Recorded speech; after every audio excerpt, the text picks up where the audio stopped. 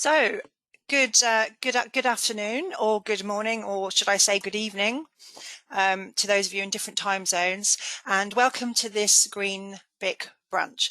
My name's Karina Urquhart, and I'm the Executive Director at BIC, and we're delighted to have you all attending this Green BIC Brunch session today, which is all about how the book industry can reduce waste for a green supply chain. This session is the second in our new series of Green BIC Brunches, which we've specifically created to explore areas of the book supply chain that impact upon our planet's environmental health. Each Green BIC Brunch will be dedicated to one key area of the supply chain, while the series as a whole is intended to join the BIC industry together in one place, exploring and inspiring change in response to environmental challenges, which is all part of BIC's Green Promise. We'll be tweeting about the event, as you can see by the hashtag on the screen there, Green BIC Brunch, so please do feel free to join in and share the conversation. So this is the running order for today. As you can see, we'll start off with a brief word from our sponsor, HP Publishing. That will be Paul Randall, and then we have three speakers talking about how to reduce waste for more environmentally friendly supply chains. So we have Manos.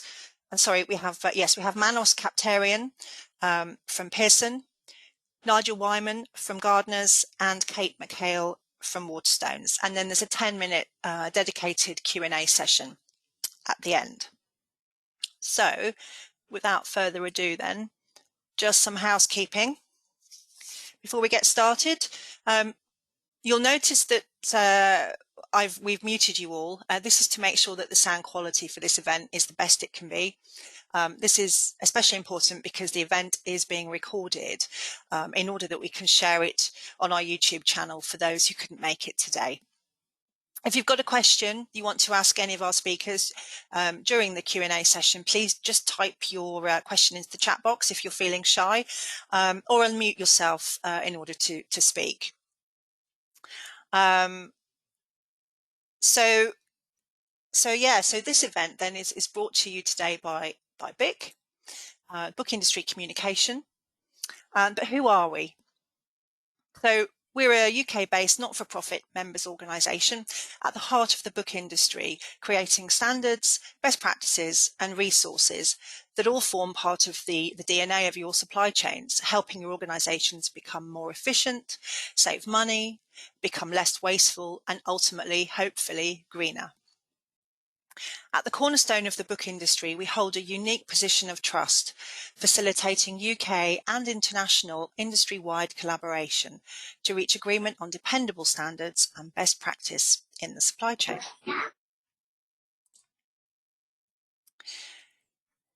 It's in the supply chain, BIC believes, that significant changes can be made by the book industry to lower our carbon footprint and improve our green credentials. BIC, as the long-established dedicated supply chain organisation, has the environment naturally high on our agenda and on our strategic priorities for 2020 and beyond that. We're committed to championing the green agenda and providing leadership to provide organisations with the tools and resources to help them make their supply chains greener and more sustainable. Check out our new BIC Green Hub. This is a brand new resource for the book industry that we're going to be building upon and growing and developing, and it's somewhere where we'll share information on how we can all be greener, and we'll be showcasing what BIC is doing with regards to the green agenda. Take a look. The link's on your screens now. Don't worry about scribbling it down. We'll be sharing the slides later on our website. So if you don't get a chance to make a note of any of the links you see today, it's not a problem. You can just have a look at the slides later on. So how do we operate then? Just very quickly, I won't go on too long. We have 4 strategic committees in place, all of which contribute to BIC's green agenda overall, as the best practice and standards that they create and promote are intended to give guidance on reducing wasteful processes and improving efficiencies. All our committees report into the BIC board and are run by representatives from our BIC member organisations, and they help to determine and progress the work and the projects that we do at BIC for and on behalf of the industry. BIC is very much an organisation that's run by its members, for its members. Events. We host a number of events throughout the year, including our BIC breakfasts. They were face-to-face sessions. Obviously, they're not happening now for obvious reasons. BIC brunches, which are online, and now our brand new Green BIC Brunch sessions. And we also have, well, in normal circumstances, we would have various networking face-to-face events throughout the year, and our annual seminar at London Book Fair as well. Our industry recognised training is also at the heart of our activities. And again, obviously, they're all online at the moment. So we welcome your engagement, and we're on all the usual social media platforms, as you can see there in the list on slide. So what's a Green BIC Brunch? For those of you who don't know or haven't been to one before, this is only the second one after all. They're a series of short online events that focus on particular supply chain topics or issues that impact the environment.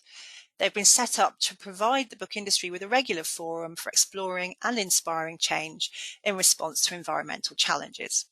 More information about all of our upcoming brunches and Green BIC brunches can be found on our website via the addresses on your screens now. Or if you're only interested in the Green BIC brunch sessions, you can go and have a look at our Green BIC Hub. It's all on there for you.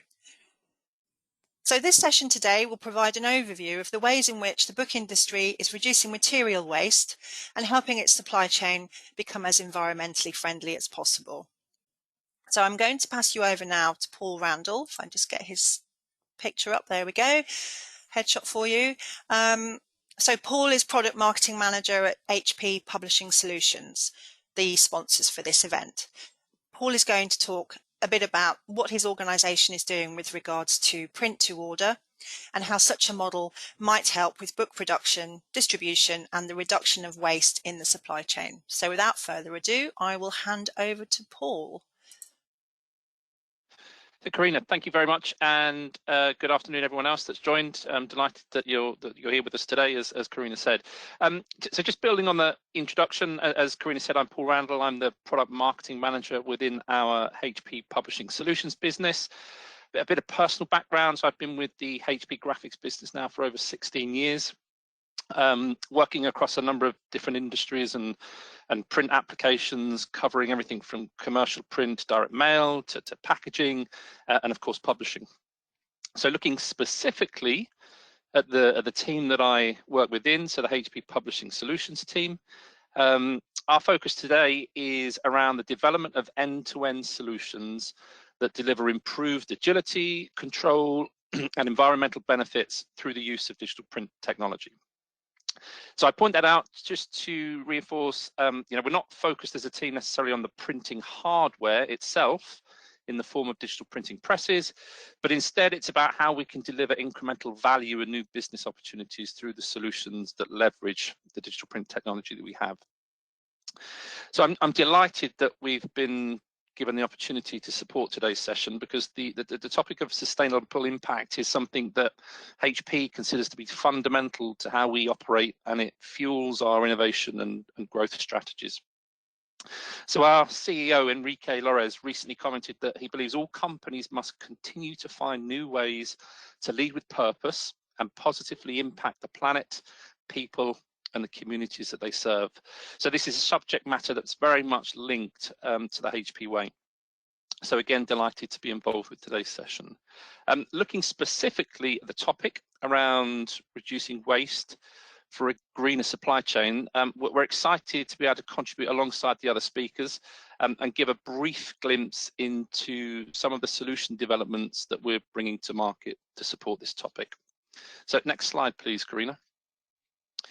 So in looking at the challenges being faced by the publishing industry today, the publishing solutions business within HP is working to support the industry by focusing on supply chain concerns around inefficient logistics, order fulfillment, shipping, warehousing, and returns. So all areas which I'm sure you understand and recognize can present difficulties for the industry and have a direct impact on the topic of environmental sustainability. And of course, the well understood need and drive to develop greener processes and greener supply chains. But as an industry which is already taking great strides to positively address carbon footprint and greenhouse gas levels linked to paper and pulping processes, publishers can further adopt a print to order model, and again, further drive positive environmental change whilst overall lowering the costs to the business. Next slide. So how, as HP Publisher Solutions, are we further supporting these initiatives to develop and deliver greener supply chains? Well, that kind of gives me the opportunity to briefly introduce HP Piazza, which will be showcased in a little bit more detail by our next speaker, Manos from Pearson. So in short, HP Piazza is a fully automated cloud-based solution that enables publishers to control their content, drive efficiency, remove excess, and adapt to the changing world of book publishing, where short-run digital production is an everyday necessity. So it's about enabling publishers to regain control of their content and their processes, and address their environmental impact through leveraging the efficient use of a global on-demand print capability. Next slide. So in essence, HP Piazza bridges the worlds of book publishing and digital printing to offer the opportunity to deliver a greener publishing supply chain. So as a cloud-based system that can be integrated into a publisher's existing systems, it allows publishers to print and deliver their content to order. So it's allowing for no more overstock, reduced warehousing, less complicated logistics, just more efficiency and reduced environmental impact. So in short, publishers can ingest their content into HP Piazza's safe and secure cloud-based content management system. And by ingesting this content into the system, it ensures that all of those assets are fully optimized for digital printing and are stored in a print-ready format, waiting to be printed wherever needed and whenever needed. So when a title is needed or when a sale is made, that content can be pushed out for automated production via HP SiteFlow to a global network of print partners to be produced on demand, in market, and then shipped directly to customers anywhere in the world. So dramatically reducing warehouse footprint, book miles, and offering the opportunity for greener supply chains. So hopefully that briefest of introductions leads us into the following presenters that we have lined up for today. So Karina, back to you. Great, thank you, Paul. So I will just hand over now to Manos. So our next speaker is Manos Kaptarian. Manos is COO, SVP Operations International Markets at Pearson. Manos today is going to talk to us about the steps Pearson are taking towards becoming a sustainable business by minimizing the environmental impact of their supply chain, and in particular about the environmental impacts of an inventory-free model. So I'm going to hand over to Manos. So just get your slide up. There we go. Thank you, Karina, for inviting me today, and it's a real pleasure to join my fellow speakers and share with you a little about the transformation journey we at Pearson have been on and how that's helping us build a greener and a more environmentally sustainable supply chain. Just a little bit about me. I've worked at Pearson close to 20 years now in a variety of commercial and operational roles, and currently I lead our operations, which includes supply chain across international markets. So this is a topic very close to my heart and really a really important one. I want to start by saying just a few words on our commitment to sustainability. So Karina, if you can move to the next slide. Thank you. We have set ourselves some ambitious goals, which we've grouped under three broad areas that we are partway to delivering. First of which is to develop environmentally suitable products and services through ethical production and manufacturing methods. We are committed to buying paper that is Forest Stewardship Council accredited. We're introducing packaging that is recyclable and biodegradable. And increasingly, we're working with our print partners to introduce soya or water-based inks in the printing process.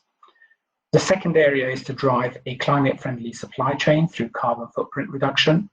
As we plan and become better at planning and anticipating demand, and as I will shortly share with you the way in which we are expanding our inventory-free program, we are able to manufacture closer to the consumption point.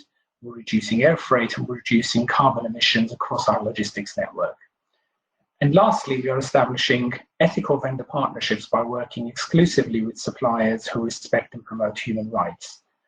And we do that by assessing vendor sites to a set of standards that we have. We ensure compliance to those standards and make sure our vendors adhere to things like anti-bribery and corruption, data protection, human rights, environmental and wider safeguarding policies. And across all of those, we have a set of metrics that we are tracking and we will be reporting against. So on the next slide, as we've thought about our transformation strategy, meeting sustainability goals has been a critical and important part in the same way as our financial and operational goals. We've invested in process improvements, in new platforms and applications, and internal capabilities that are helping us create operationally efficient, responsive, and sustainable supply chains across the various markets that we serve. While there is much to say in the end-to-end improvements we've made, in the way we forecast demand through our sales and operations planning capabilities, to the way that we're managing supply across the network, and the important role of data and analytics that now underpins a lot of our decision-making, the area I really want to focus on is the way we've integrated digital print that is on demand, and obviously the impact that we're seeing from that.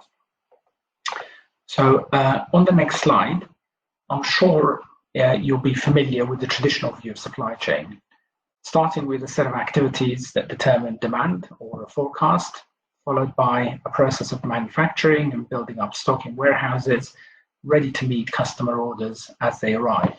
And then when the customer's orders arrive, managing the order through to final mile delivery. Over the years, our focus has very much been on driving improvements in each of these areas of activity. We've developed sophisticated forecasting capabilities, optimized manufacturing methods and warehouse flows, and we've created more efficient freight routes, which has been great, but it hasn't been enough. Just over 3 years ago, in partnership with HP and one of our key print partners in the UK, Ashford's, we developed an end-to-end solution that brought together a set of existing capabilities in digital printing, on-demand and order management processes. And we've called that our inventory-free program. Inventory-free as a solution is more than just digital print, and it's more than just on-demand. It's a combination of applications that you've heard a little about from Paul. So Piazza, which is a cloud-based set of services that hold and direct files. SiteFlow, which helps manage the production process of the print service provider. And touchless order management processes that we've built into our own ERP to create an end-to-end flow that's entirely automated from order through to final print and onto final mile delivery, and of course is entirely on demand. What that means is that any order for a title that is part of the inventory-free program, it flows through without intervention.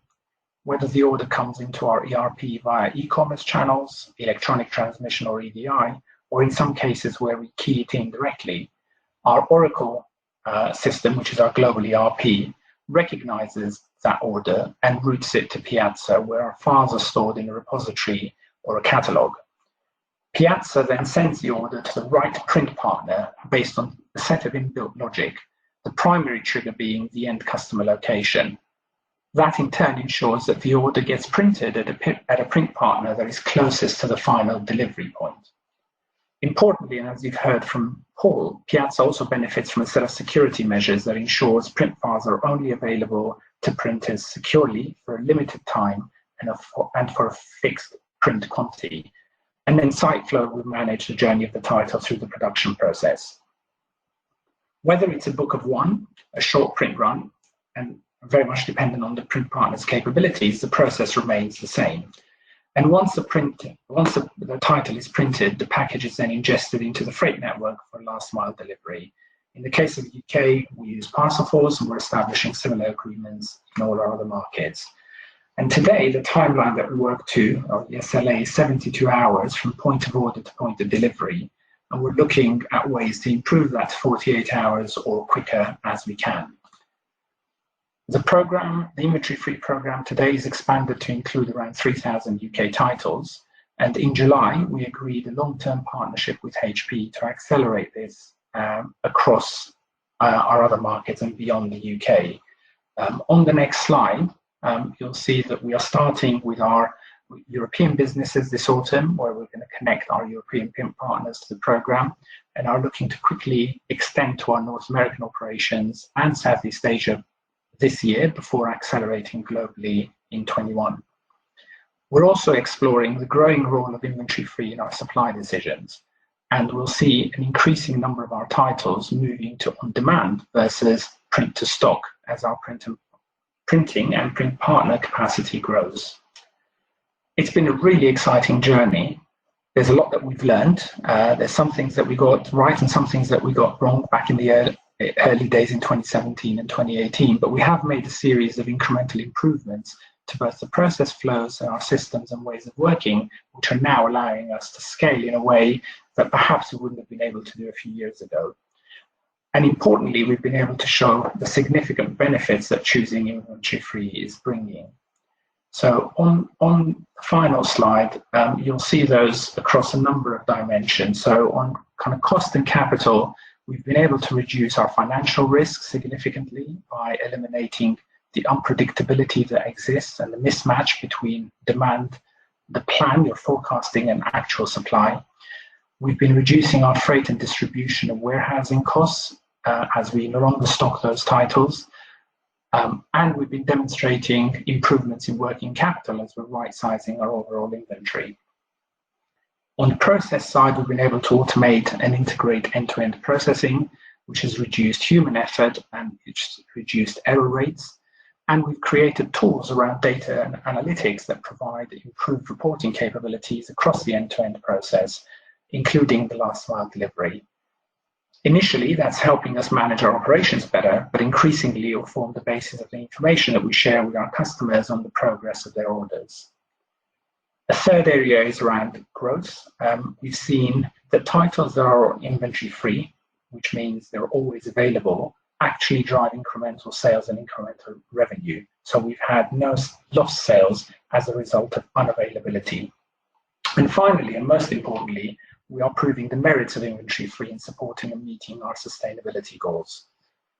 The proximity of print to final customer has been reducing delivery time and the overall journey of the book, which is one of the key factors in driving a much reduced carbon footprint.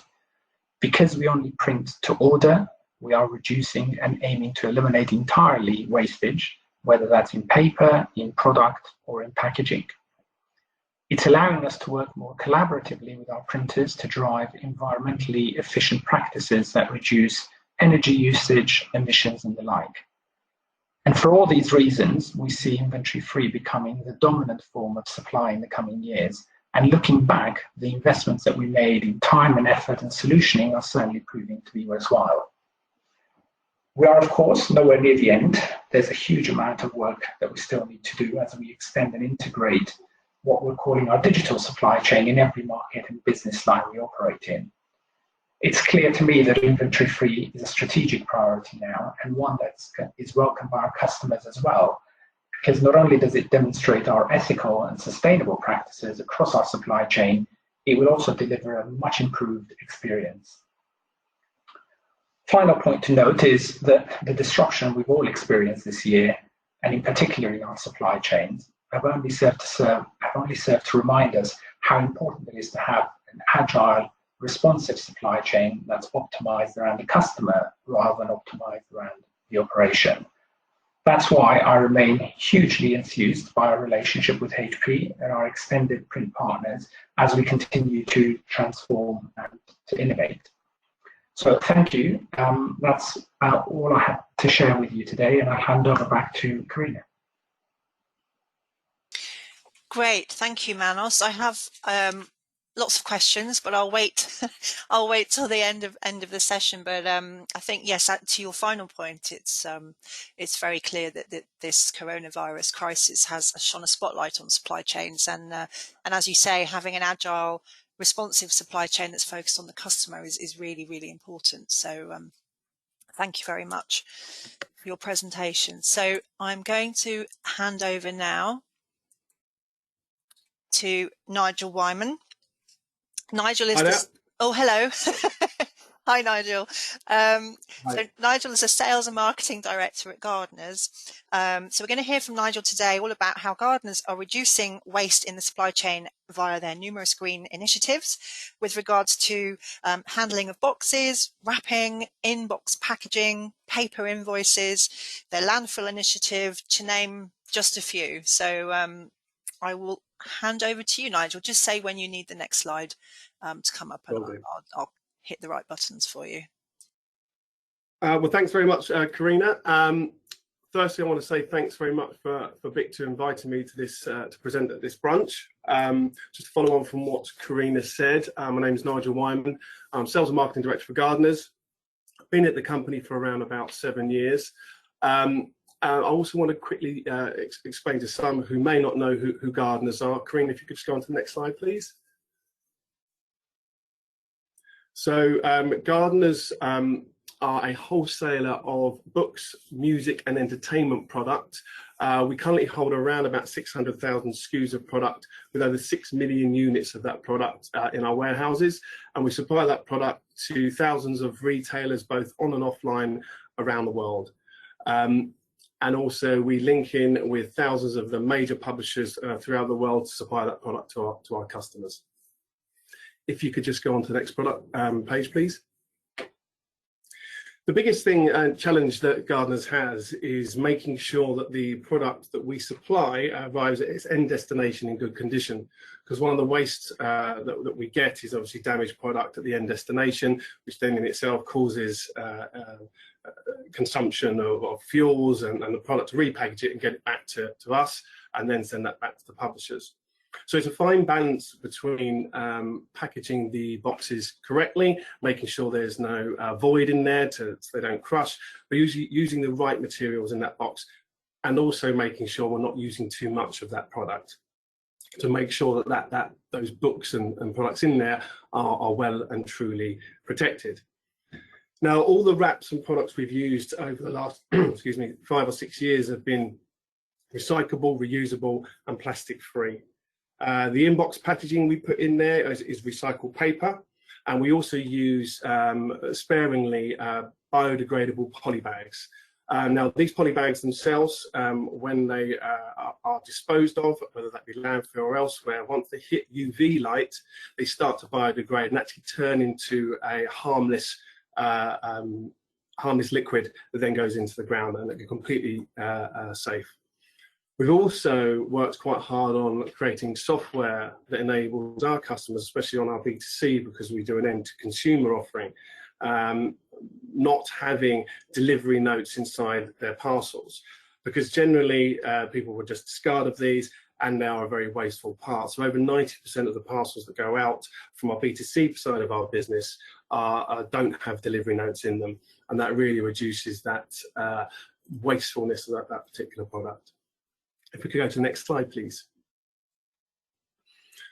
One of the biggest things that we started about a decade ago, being a business that uses obviously a lot of cardboard and paper product, we wanted to reduce our overall landfill. So we started an initiative off to try and reduce that to 0. And in the first 2 years of doing it, we reduced from around about 12 collections to 8 collections a month. And over the last 8 years, we've actually reduced that now down to 0. We send all our non-recyclable compacted waste to a big compactor machine that crushes it all down, and we send it to a facility that's only a few miles away from where our main offices are in Eastbourne, to a place called New Haven, that converts all that waste into heat, and that then goes back into the national grid, and completely bypasses all the landfill. We're really proud of that initiative, and that's one we want to continue to move forward with, because it makes a massive difference. If we could have the next slide, please. So the other thing we do for our eco-friendly suppliers is make sure that all the recycling of the cardboard and other things that we have, and how that actually is donated to charities, how we reuse that cardboard, and that reduces the destruction of trees and everything that goes along with that. And we've used the calculation that since we've been using donated over 375,000 tonnes yearly, that we have saved close to 10,000 trees and over 3,252 square metres of woodland. And this is a calculation that can be done on woodland.co.uk, where we got all this information from. But again, this is really key to us. Everything we're trying to do is to reduce the need for that wasteful packaging and that wasteful material, and making sure that when we do get to these points, that we have some way of getting that recycled, and hopefully getting that recycled yearly tonnage upwards, and making sure more of it is donated. Can we have the next slide, please? We've also looked at the energy consumption of the business and tried to look at ways of reducing that consumption down. And one of those ways, which is quite a simple way, was actually taking all our warehouse lighting and make it light sensitive, so motion sensitive as you go in. Also removing all the energy burning light bulbs and putting low energy use fluorescents in there, saving up to 60% on all that lighting and energy, which basically means we saved nearly 210,000 kilowatt hours so far with this initiative, and it's one that is growing. We're actually changing more and more lighting month by month into this new energy saving lighting. That's just one of the extra initiatives we're currently doing. Can we have the next slide, please? One of the other areas we've been looking at is closed loop supply chain with some of our key suppliers. And this obviously removes the need for cardboard. The closed loop supply, just to quickly explain it, I'm sure most of you will know, is when we get the delivery from the supplier in these totes that we supply them, any returns we then send back also go back in those totes. So it's just two-way traffic, and those totes aren't going anywhere else. This saves quite vast sums of packaging paper and cardboard boxes. This is an initiative we're trying to work even more with some of our major suppliers. We have some of the largest ones doing it so far, so the impact that's making is quite considerable. That moves on to our printed materials. So what we've also encouraged is our customers to download materials from our website in PDF formats, to stop putting wasteful materials into the box that sometimes they are not needed or don't want. So all the materials that we currently provide, from marketing materials to catalogues, can all be downloaded directly from our site. And more of our customers are choosing that route to be able to supply that material to them. It's a good initiative, and one we're going to try more and more to push to. We also don't put any unnecessary marketing materials in boxes, only at request. And we try not to put any flyers in boxes either, even when we're requested to do so, because so much of that does go to waste. And that moves us on to how we're really working our building, and also working with our staff to reduce waste, and also promote health to an extent, and savings in the green initiative. So we've put recycling points all around our buildings so that everyone has access to separating their waste. All the recyclable materials in our cups in our canteen across 950 staff. So we only use recyclable cups if they're needed. We don't use plastic ones, and we make sure the cups aren't the ones that have the kind of plastic lining in the inside. We encourage all our staff to use public transport. We actually located literally 4 minutes from a bus stop here, and about a 5 to 10 minute walk from the local train station. And we have quite a large area of secure cycle areas, and this encourages well-being, as well as when they do get here, that their bicycles are safe. The other thing we're doing well is making sure that all staff and work from home if they need to. Now, this goes back to an earlier point with obviously the pandemic that went on. We'd already started to look at better ways of working from home. This obviously expedited that with the pandemic that we've all faced. And I would say probably around about 70% of the staff that were office-based are now working from various points at home. This in itself is eliminating a lot of travel, a lot of emissions and traffic, and a lot of those staff I think will continue to do that for the very foreseeable future. I see no reason why we wouldn't continue to have staff working from home. So these are just some very top line things that we're doing, but we're constantly looking at new and more efficient and energy efficient and green initiatives as we go through the coming weeks and months of this year and on into 2021 and 2022. Anything we can find that makes what we do have less impact on the environment, we will wholeheartedly look at and consider the balancing act of making sure that our product gets to its end consumer in the right state. Thank you very much. I'll hand back to you, Karina. Great, thank you. Yes, very interesting. Now, I'm very impressed with your zero waste to landfill, and also it's interesting that the use of plastic totes, because very often plastic gets a bad, and rightly so, single-use plastic gets a very bad press. So it's interesting there to see plastic totes being sort of highlighted as a positive, which is really interesting. And I know there is another publisher out there who is also using sort of plastic tote lids as well. So that's interesting. Yeah, I mean, we have looked at it to try and move that into retailers, but because the loop network suddenly gets broken down, and the totes are of a larger size, it can be counterproductive. Yeah. When that close works, it works really well with our distributors and publishers. Yeah, brilliant. Thank you.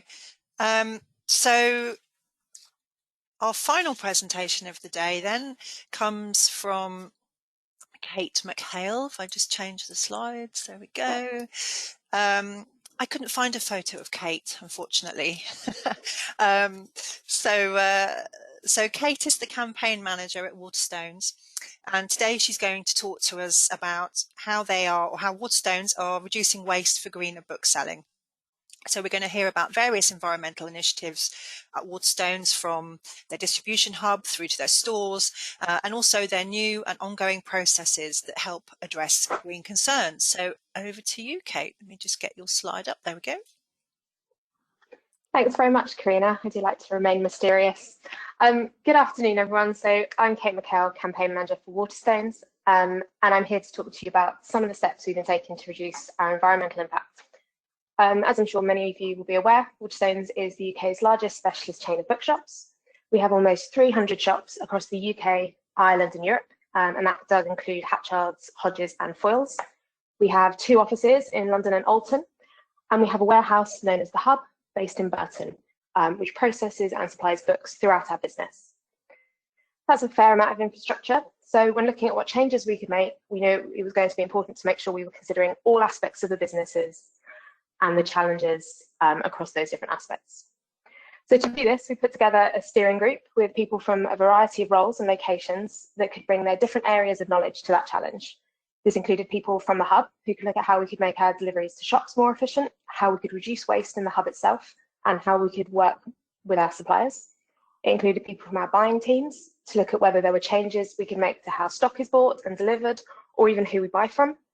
It also included people from across our retail, maintenance and cafe teams to look at all our processes in those areas. We also established an open channel to booksellers and all staff to offer up all the suggestions they could think of. What's been really great is the enthusiasm with which this is being done. If you can get a few thousand people looking out for opportunities, then they do seem to be everywhere. Ours is very much not a top-down approach. We haven't got one big idea or one big grand vision. It's been about empowering everyone in the business to be thinking, could we be doing this better?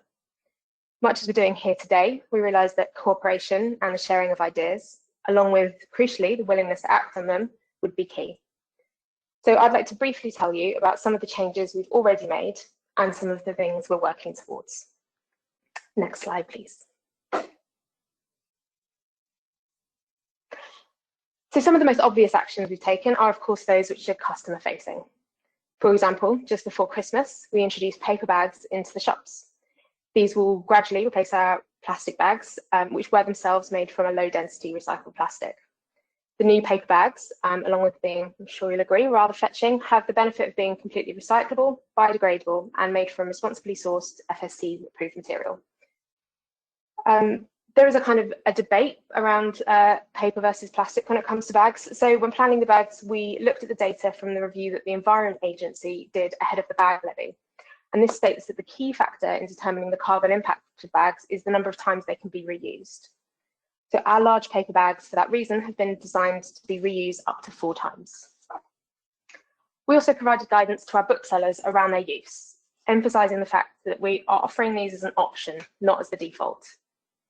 And the bag levy raises money for our partner charity, Book Trust. Currently, in the current circumstances, we also provide all staff with a set of reusable face masks, and these can last on average around 8 weeks.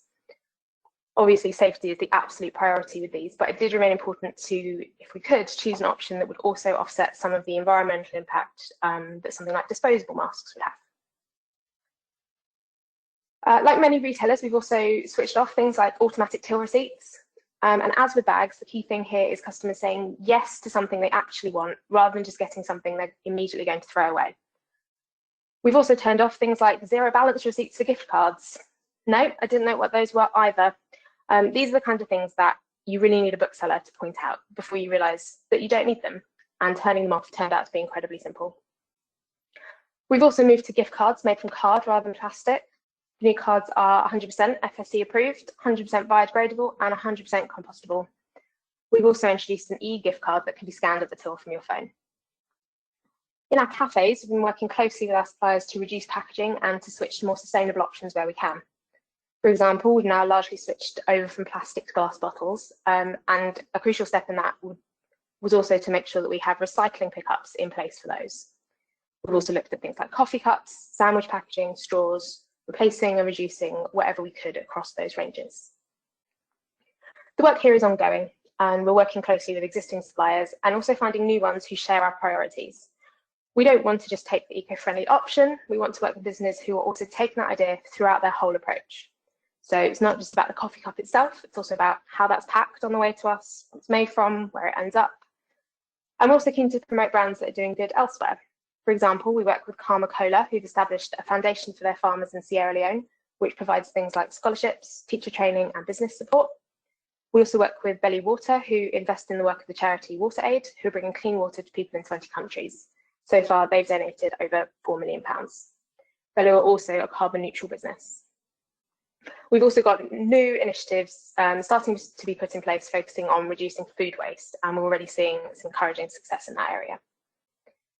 Of course, unfortunately, one thing to add here is that for now our cafe is closed. Our priority is going to be looking at how we can reopen them safely, but also while keeping this progress going. Getting that balance right is obviously going to be an essential challenge for all similar businesses in the months ahead. Next slide, please. At the same time, we've been working on a number of other less visible things in our branches, and again, working closely with both our teams internally and our third-party providers. A really simple one, changing our stationery.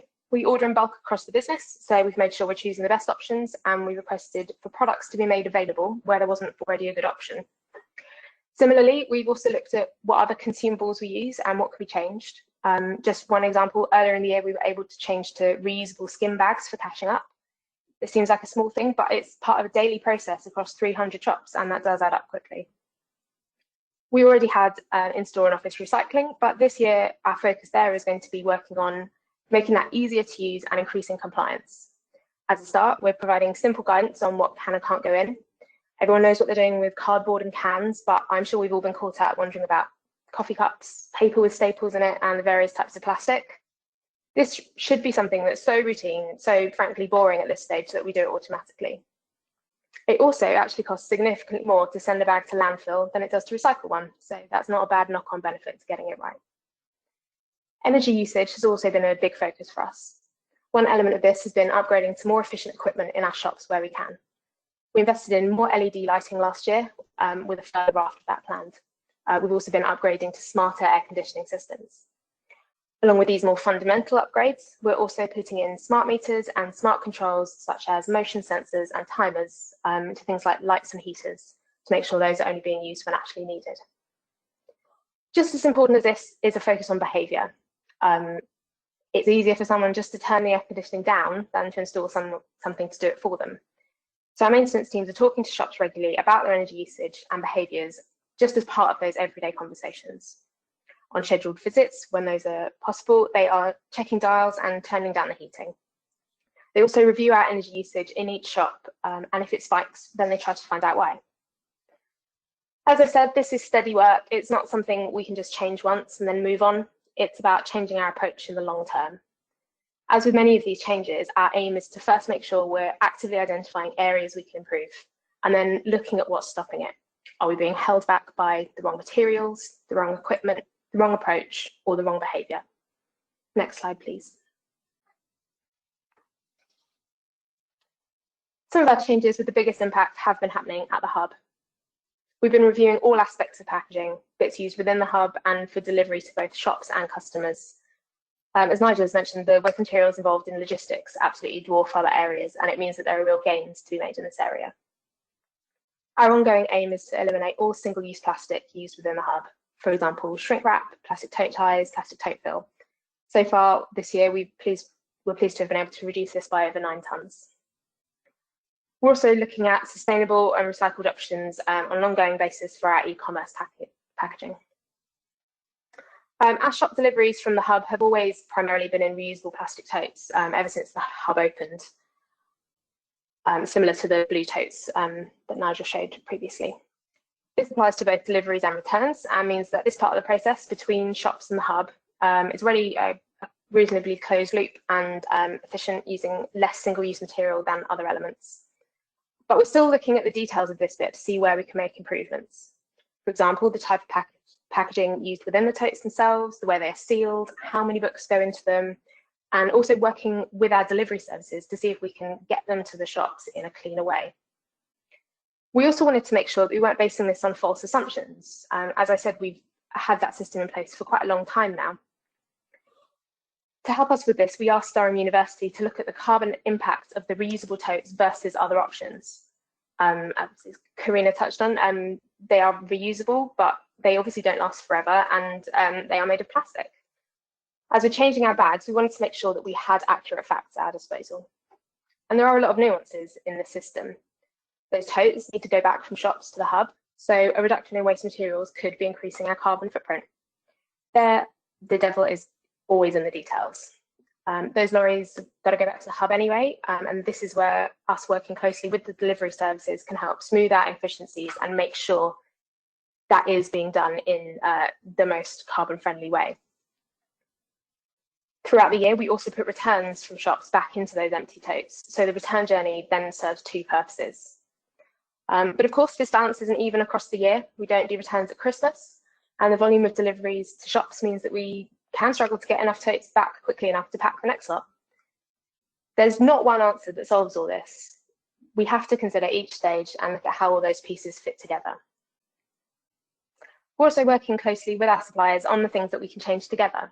Can we change those processes of delivery into the hub to allow for less packaging, less waste, and more efficiency? With our own internal deliveries being closed loop, we know that this affords not only greater control over how each part of it works, but also just inherently less waste. And as Nigel has already discussed, a number of the big suppliers are looking at whether closed loop systems can work across bigger parts of the industry, and we are a part of those conversations. And as a retailer, this discussion isn't confined to books. I've already mentioned that we're working with suppliers in our cafes, and non-book items has also been a focus in terms of discussing with suppliers how we can change the way those are distributed. If you think books are bad, you should see how much plastic soft toys come wrapped in. We're looking at what we can do there too. For example, we've already achieved a 23% reduction in cellophane on greetings cards, and the aim is to take that much higher. Next slide, please.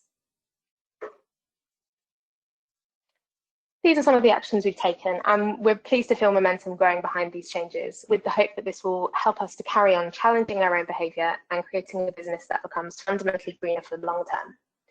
We know that there's plenty of work still to be done, and of course, the extra challenges that this year has brought have clearly made a number of these things much harder. But it's clear to us that the key to creating change is going to be cooperation and communication. We found this with our approach internally, but I think it's even more true as we look forward as an industry. No one solution will be the answer, and no part of the chain can solve problems without the help of the others. It's heartening to me to see that we already have many of the solutions we need. We just need to continue coming together to carry them out. Thank you.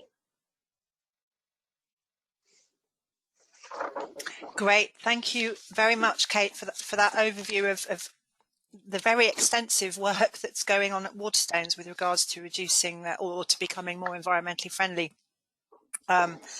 So I was trying to think of an area that you hadn't covered. I think you've covered everything from what's going on in the hub to your stores to your non-book items, so food, beverages, energy use, customer experience, the whole piece. And I think it's really encouraging as well that you're empowering everyone within the organisation to have a say and to contribute to the effort. So yeah, so thank you very much. Thank you. So now we have some time for questions. So our attendees have all been very well. I was going to say they've all been very quiet, but that's because we've muted them.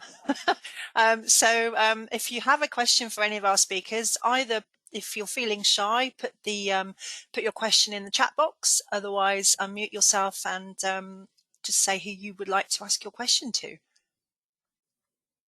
Just give you a few seconds to type. While people are thinking of things to ask, I've got a few questions. So I would like to ask Manos, if I may,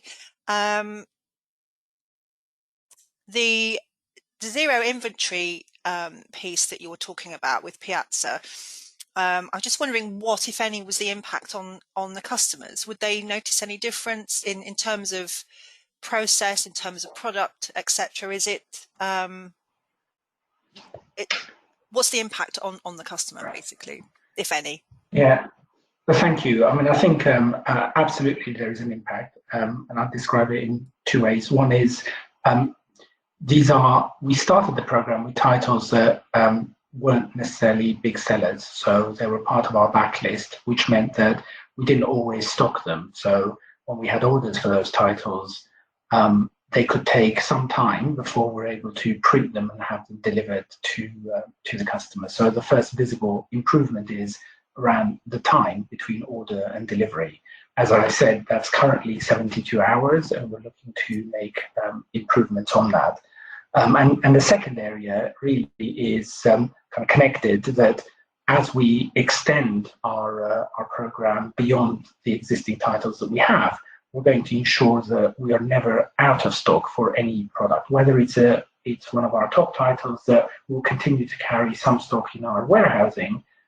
It ensures that we have availability all the time. So I think both of those 2 points are critically important. Okay, thank you. And the other one for you, Manos, was what goes into, you mentioned print partners. Can they be anywhere in the world, or how does that work? How do you become a print partner? Yes, absolutely. I mean, we have that's the intention. I think Paul briefly described it as well. Our aim is to build a print network of partners everywhere in all of the markets that we operate in, or in all the markets where we have customers who buy our products. We're starting gradually, so our pilot was very much UK focused. As I explained, we're going to be onboarding some of our existing print partners in Europe, but the intention is that we will have a network of tens, if not hundreds, of print partners around the world. And that's part of the beauty of the solution, is that wherever the customer order comes from, the print order will be directed to the closest print partner to that customer order. So it's going to take some time until we build up our network. I expect that we will have maybe we'll probably be in the tens of partners this year, but certainly by the time we get to the end of next year, we should see many, many more join the program. And there is a process that we have for joining. So if there are organizations out there that are interested to be partnering with us, then very happy to have an offline conversation. Okay, thank you. And just when you say customers, are you're referring to B2B, or is this B2C, or a bit of both? Both. So anybody who places an order, clearly it kind of opens up very much a B2C market in a way that we may not be able to support today with our existing supply solutions. Okay, thank you. So if there aren't any more questions, I would like to ask a question to Nigel. You mentioned in your presentation that 90% of parcels go out with no delivery note. How is that received by customers? Yeah, so those particular parcels are business to consumer, so B2C. Okay. Okay. Yes, so not the B2B side. Right. So we do give the B2B side the option of having no delivery notes inside or invoices, but the vast majority of our customers still request an invoice in a box. But from the B2C side, where we're working with our customers, they do, say over 90% say they don't want it in there. So a customer's going to receive a book in a B2C parcel, and they're going to assume they know where they ordered that book from. Okay, great. And in terms of all the, I think you mentioned that did you say all your catalogues are available for download? Correct. Does that mean you're not printing any, or have you gone 100% to no, we still do print some on request. So we print a lot less than we used to. Yeah. We used to print every catalogue, stick it, put it into the B2B box, and it went out once every month to the customer base. But more and more people are requesting that not to happen, and therefore they're able to access it via a vast spreadsheet or a PDF download on the website, and more people are starting to choose that. Yeah. Okay. On a much smaller scale, we're doing something similar at BIC with our training brochure. We're not, I suspect this year we won't be sending one out at all, just to see how that goes down, because obviously, if we can avoid printing things unnecessarily, and the shipping that goes with that, then that's a good thing. Okay. Thank you. And Kate, a couple of questions. So again, similar to the one I just asked Nigel. So where you say you're not automatically issuing till receipts for customers, has anyone commented on that or complained, or do most customers not really care? Just walk off with their item? What's the reaction been from customers? So it's now a question that comes up. It's a prompt that comes up on the till. So it as part of the interaction there, it's the question: would you like a receipt? And then we can kind of choose to either print it or not. And I mean, most people do say no. I think we do have to obviously balance things like allowing people to bring things back for sort of refund or exchange that would require a receipt. So we do need to offer that option. But hopefully they'll enjoy the book and won't want to bring it back. Yes, exactly. No returns. So do you do email receipts at all? I know some stores, when you go in and you buy something and they ask for your email address to send you the receipt. Do you offer that, or is it generally paper or not yet? Yeah. We might look into it as an interesting option. Okay. And then, so your paper bags, I'm interested that you don't use canvas bags. We do have canvas bags. We sell tote bags. We have branded ones and some rather nice ones from some of the publishers. I think it kind of publishing is not short of tote bags. I'm sure we all know how useful they are, but I think we are also aware that it takes a lot of reuse. Yes, it does, to make them worth it. Yeah. So I was just going to touch on that, because there is there is the sort of perception, isn't there, that the tote bag is environmentally friendly, but yes, It certainly is if you reuse it to death, I think. Yes, exactly. Exactly. Okay. I'm just. Do we have any questions from anybody else? Everyone's being very quiet. So, okay. I don't think we have anything else in the chat box. I think that's everything then. Oh, Kate. Sorry, just one last thing. I was interested to hear what you were saying about your when you're looking for new suppliers, you're looking for those that share. You're starting to look for those that share your priorities. Do you think that's more? Do you think that's what more organisations will start doing in future? Or I think so, and I hope so. I think obviously that will. It probably depends what industry you're in. I think the book industry is really thinking quite closely about a lot of these issues now, and I think it just because we've made it a priority. I think in some ways it's then easier to improve our own processes if we've got suppliers that are kind of fitting into those things. So I think kind of hopefully that will increase. Yeah. Okay. I do have a question here. I'm just going to read it out. Do Gardners or Waterstones have any ideas for reducing wastage on copies that are returned to the publisher warehouse? Many of these go for recycling, but the energy used in production, warehouse, retailer and back is then entirely wasted. So that's over to Kate and Nigel. So is that returns or coming from the retailer back to us, back to the publisher? Could you just redo the question again? Sorry. Yes, that's you're absolutely right. The person who asked the question has said yes, you're correct. So I think they mean from the retailer to the publisher warehouse. Yeah. I'm assuming. Right. Yeah. Okay. I suppose if I look at the black and white of that's really a commercial conversation with the publisher, because all this is going to come down to is who's getting credited for what.